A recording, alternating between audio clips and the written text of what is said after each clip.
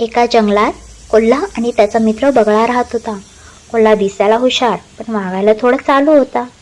एके दिवशी तो बगळ्याला म्हणाला, आज माझ्याकडे जेवायला ये ना, खूप छान सूप बनवले.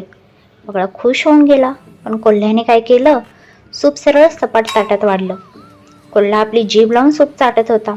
बगळा बिचारा, त्याची लांब चोच, त्यामुळे एक थेंबही पिऊ शकला नाही. कोल्हा खूप हसला. बगळा काही न बोलता शांतपणे घरी निघून गेला. काही दिवसांनी बगळ्यानेही कोल्ह्याला बोलवलं. अरे मित्रा, आज माझ्याकडे जेवायला ये.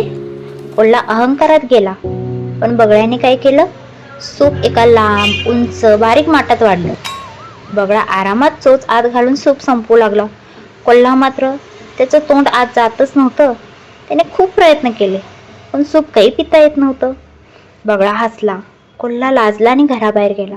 बगळाही मागोमाग गेला आणि कोल्ह्याला म्हणाला, जसं तू मला केलं होतंस तसं तू हे अनुभवावं म्हणून मी हे केलं.